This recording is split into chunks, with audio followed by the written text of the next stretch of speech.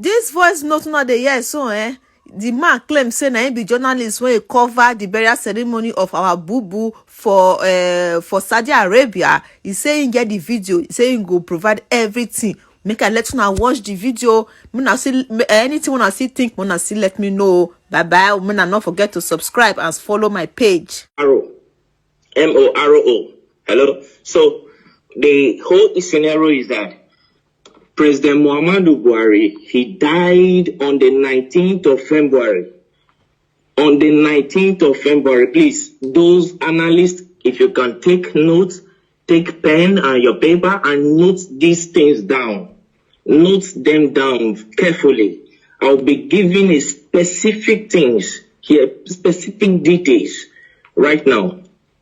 Okay, number one, President Buhari died on the 19th of February, the year 2017. He died in Newcastle, in Freeman Hospital, Newcastle. He died as a result of heart problem, heart disease, which the Nigeria presidency failed to disclose.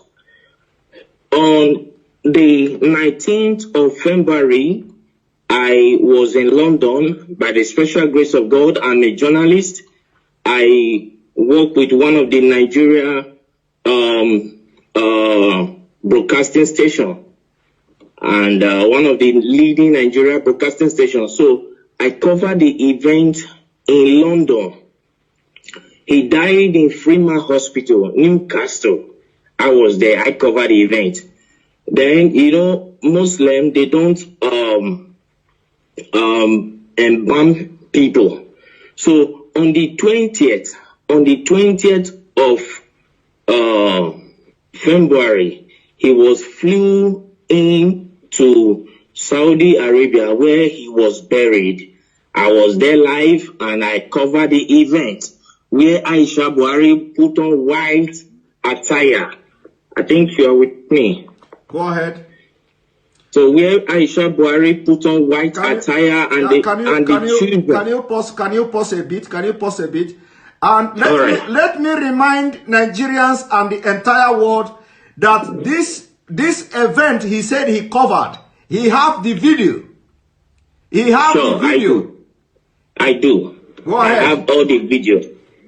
So the Nigeria Aisha was putting on white as a sign of mourning to her husband, who is the late President Muhammadu Buhari. Then the children, according to the Muslim tradition, were putting on black. I have the video, I have the photograph and everything. You understand? Then on the 23rd of February, I was in Ethiopia as a journalist. I moved around. So I was in Ethiopia where the African Union, the AU, hold a summit, a mini silence for late President Muhammadu Buhari on the 23rd of February, the year 2017. Hold on, please, hold on. I know that interrupting you is I know this kind of thing is very, very difficult, but please, hold on. Now, you, after covering the event, you went to Ethiopia on the 23rd of April, on the 23rd of February yes. 2017. And yes. You were there at the African Union Summit or whatever. Yes. You covered it with your own camera as a journalist, and yes. You have the video. Exactly, I do. Go ahead. So I covered the events there where the African Union hold a minute silent for late President Muhammadu Buhari. So to show their last respect to the late President Muhammadu Buhari of the Nigeria government. Then on the 28th of February, still, which I think is the last day of February, then what was it called? Queen Elizabeth gave a condolence statement to the Nigeria government in respect of late President Muhammadu Buhari, and which went viral. Yes. So all of these, the Nigeria government led by late Abakari and with the Kaaba swept under the carpet for selfish and greed reasons. Then on the 2nd of March, Eric Joyce, the ex-British lawmaker, he issued a statement, that a condolence statement to Nigeria for the loss of her president. Are you with me, sir? Yes. Then they swept it under carpet, and the man got angry and came out to say that President Muhammadu Buhari is dead. If President Muhammadu Buhari if they think he is lying, that they should come out to challenge him. You understand what I'm saying now? Yes, yes, that they should come out to challenge him in the court of law, that he will come out with every evidence to prove that Muhammadu Buhari is dead. As I talk to you, since 2017, till this minute, nobody from the Nigeria government all across the nations of the earth came up to challenge Eric Joyce, the ex-British lawmaker. That went by. Then on April 17th, one American journalist by name Mark Smith, he came up to say that the corruption going on in Nigeria is unbearable, that he can only imagine how the Nigerians are surviving in that country, that there is corruption everywhere. You understand? So we just talked over all this. But what actually prompted me to come up to this tonight is, one, the Nigeria youth have been suffering 60 years of independence, 60 years of suffering and smiling, and yet the government is taking them for granted. Now the Nigerian youth, they came up to say, no, enough is enough. We don't need this anymore. Let's put an end to this. All what they could do was to send the military to fire them. If they think maybe I am lying, let Aisha Buhari, the wife of the late President Buhari, come up to tell me that the imposter parading himself as the Buhari is her husband. If I am lying, okay, hold it there. First of all, I want you to tell me, because you are one of the best journalists, but people don't know. Like I said, you don't need to mention your name. You don't also need to mention the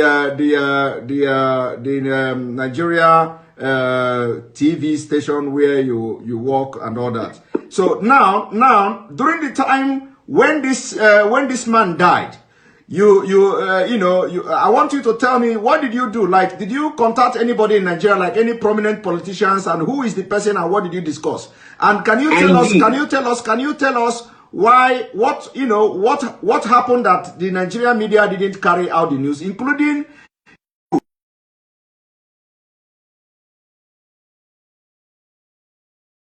fortunate that Abakari is dead. Abakari did not die of COVID-19. Coronavirus did not kill him. They masterminded his death. That is number one. I have proof for everything I'm saying, because I am a media personnel, and for me to say whatever thing, I know I can prove it anywhere on the earth. You understand what I'm saying? First and foremost, when after that we came to Nigeria and we tried to publish the news. Let me state categorically, I don't want to mention the name of the broadcasting this thing I work with. Don't mention it. Our firm was suspended by the National Broadcasting Commission, NBC, National Broadcasting Commission, suspended our firm, broadcasting station from airing because we carried the news. Because because they know, they have information that you were there. You were there, and you followed everything. So when you came to Nigeria, they suspended you they suspended your pay. So I'm coming to that, sir. Coming to that, sir. Let's not rush it. Abakari called me to Aso Rock. You understand what I'm saying? Yes. So I flew into Abuja to go and see him, and he told me that if I can keep quiet, that my safety to be alive will be guaranteed, and for my generation to come, no, we suffer again as a result of the bribe he was offering me. You understand what I'm saying? Yes. So I told him, accepting bribe is not the problem, but my conscience will judge me till I die. Yes. So I cannot do that. And to God who made me, I'm saying this categorically, and God Almighty is my witness. I did not take a dime from him. So I left. Then I called Bola Tinubu Asiwaju, the Lagos State richest man on earth. Let me use the word. So I called him on his MTN line. I can call the line now, the MTN line that I use in reaching him. I can say it here. The number is 080-622-40104. That is the number I use in calling Bola Tinubu Asiwaju. So I called him on phone to tell him about the development, and he came on to tell me that I should shut up, I should keep quiet, and so many other trash and nonsense that he told me that at the end of the day, I was suspended from my work. You understand? As a journalist. Okay, hold it there. So you called Bola Ahmed Tinubu to tell Tinubu, of course you normally call him too. This is not the first time you are calling him, by the way. We normally communicate. Okay, so you called him on this number you called now, 080-622-40104. Yes. And then he tell you to shut up and tell you a lot of things.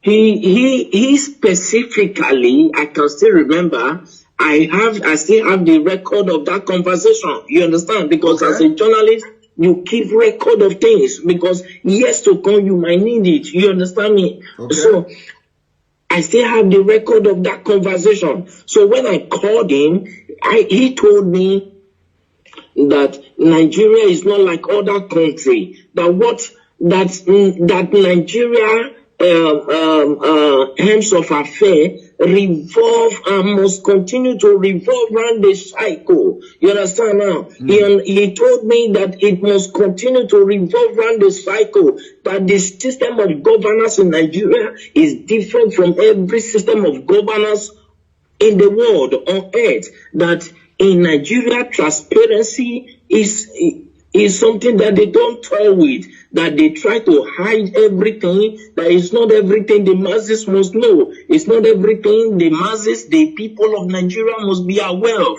Are you getting what I'm saying, sir? Yes. So he told me, and he offered me money too. He offered me a bribe. He said as long as I kept quiet, then I called the vice president too, Yemi Osibanjo. You called the vice president too. Okay. Yes, I have his contact, but I for security reasons I wouldn't want to disclose his contact to the public. You understand what I'm saying? Yes, go ahead. If you needed one, I can give it to. No need. Just go ahead. No need. So I called Professor Yemi Osibanjo. I called him. I went to his office to meet him in Aso Rock in Abuja. So when I got there, and I told him, sir, we understood, because I was the one that covered that news. I'm from so place. I introduced myself to him, and he welcomed me. He sat me down. I told him this according to the law that I know, because my father is in Nigeria. You understand me now? My father is in Nigeria. My mother is from the British. Is from England. So I told him that according to the laws that are known in Nigeria, when the president died, the vice president automatically will become the president. You understand? As a way of moving the country forward. He said that the Nigerian government is not run in that system. I said, no, when Goodluck Jonathan was there, that was what happened. When the president died, he was the vice president and he came up to be the president. You understand what I'm saying? And he said, please, for my safety, I should keep quiet and go my way. That the course of things will play out by itself in Nigeria. The reason I got to understand that.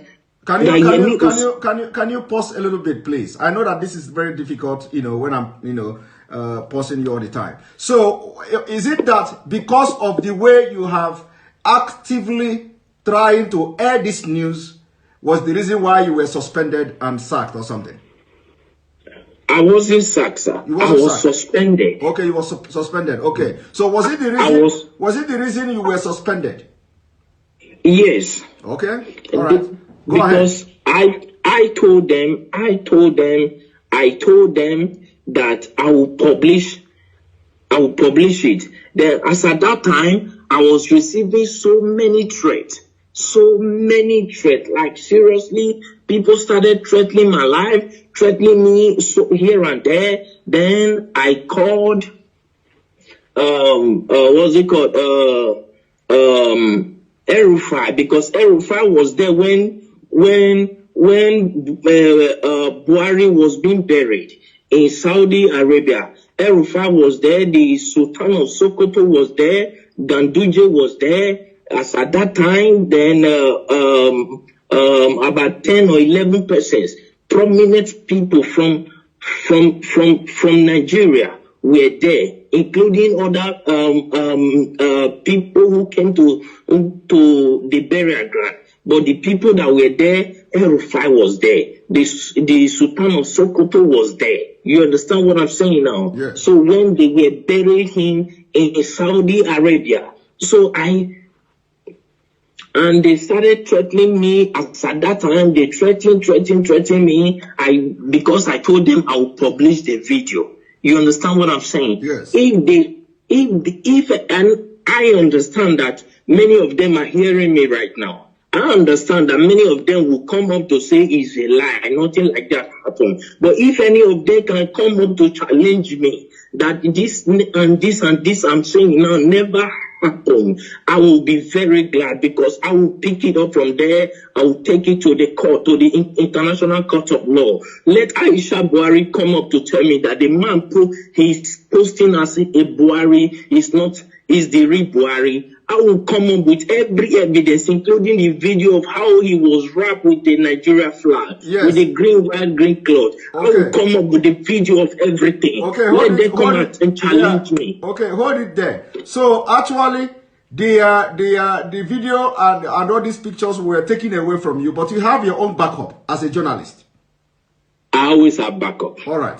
I always have backup. Go ahead. Continue.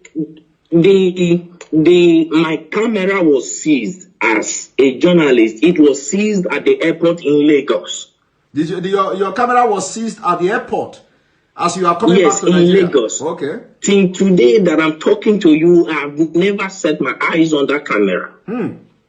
But you have backup. You understand what they didn't know that. You know they are Of course, I have all my backup. Even this evening, I was going through the backup. I was playing all of them. I was going through them again. So if they want to debunk this thing, I'm saying that it's a lie. Nothing like that happened. How come the AU, the Africa, our presidents, had a minute silent for them? As at that time, I could remember I called the president of Ghana on this issue. The president of Ghana told me that it is not in their interest that if the people of Nigeria cried out for 30 days, that is when they will take up the case, that the AU will take up the case. As long as nobody has cried out, that it is assumed that they understood what is going on, that in Nigeria is not Ghana. That is what the president of Ghana told me. You understand what I'm saying now? Yeah. I understand that many of them are hearing me right now. Let any one of them come up to challenge me. I went to Ethiopia. I spoke with a prime minister, with one of the lawmakers there, and he told me that it is not in their interest. Then I accused him of being bribed. If not, he would have come up with an action, because he is the secretary of the AU, of the African Union. You understand me now? As at then.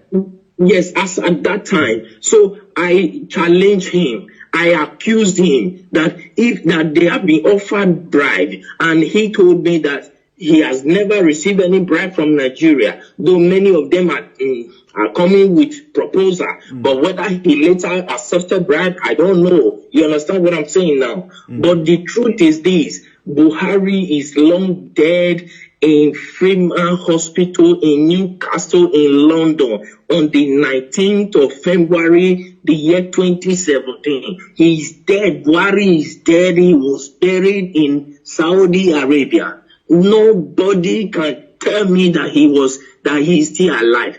Buhari, that I know, if you look, when Nnamdi Kanu came up, you understand, they said that he's talking rubbish. I have never met Nnamdi Kanu on face to face. He doesn't even know me. He doesn't even know whether I'm fair or black. He doesn't know me. And I've never given him anything. He has never given me anything. You understand now? But the truth is, as a journalist, I swore an oath to stand by the truth at all times. Irrespective of what may be at stake, I swore an oath to God and to humanity. And now you no longer work with this television station, and now because of what is going on in Nigeria, you are ready to shatter the table.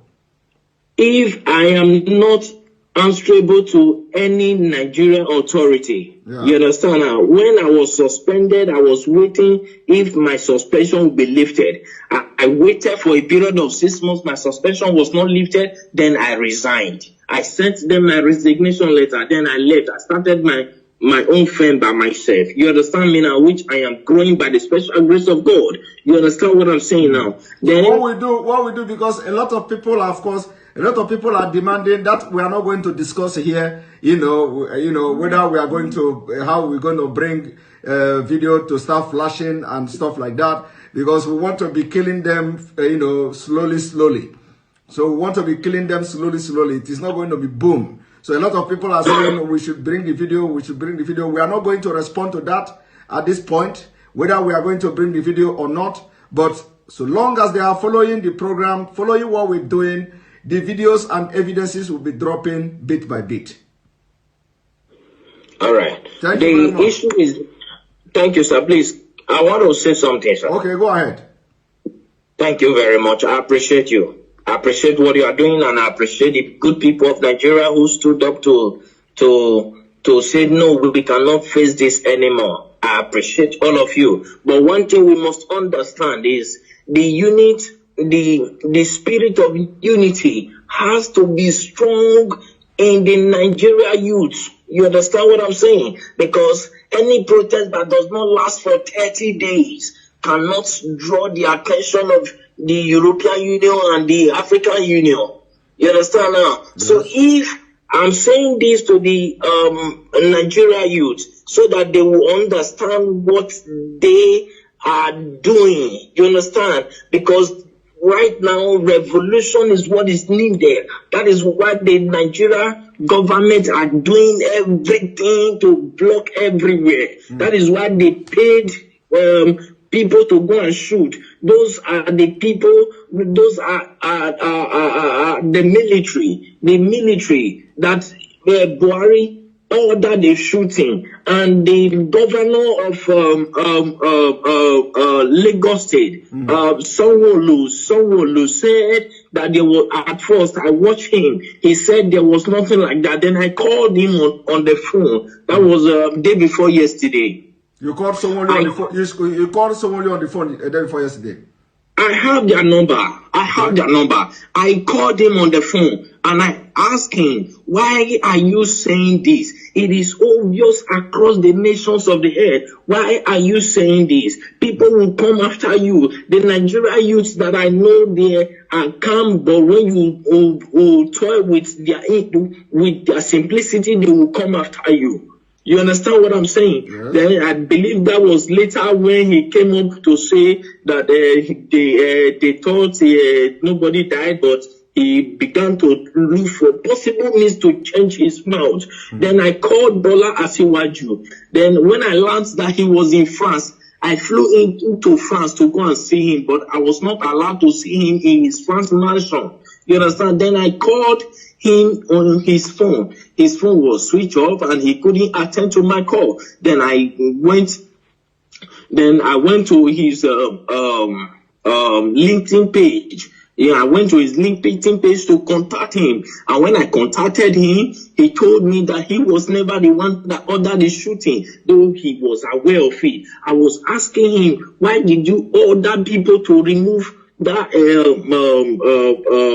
camera? He said he was not the one, that it was the governor, Sanwo-Olu, that ordered them to remove it, that nobody can remove it except the governor signed it. So the governor of Lagos State, he was aware of what will happen. He was aware that soldiers were going there. He let any of them come up to say this is not true, and I will publish the voice notes, the voice recording through LinkedIn that I communicated with Asiwaju Bola Tinubu. You understand what I'm saying tonight? Yes. Thank you very much. You know, some people will be saying, "Oh, this thing is not adding up." You know, sometimes when you are in the field,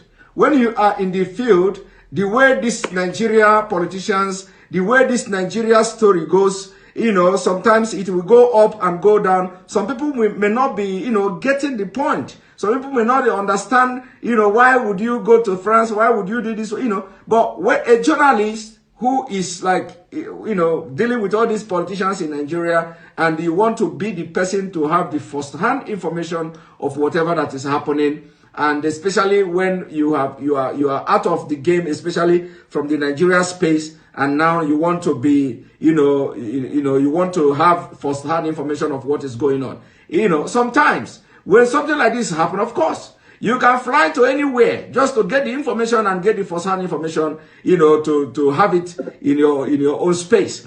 But anyway, sure. I must thank you very much. This is the first time you are talking to anybody about this. Yes. This is the first time ever you are talking to anybody about this. We are going to continue our discussion. It is not going to be online. It is not going to be live.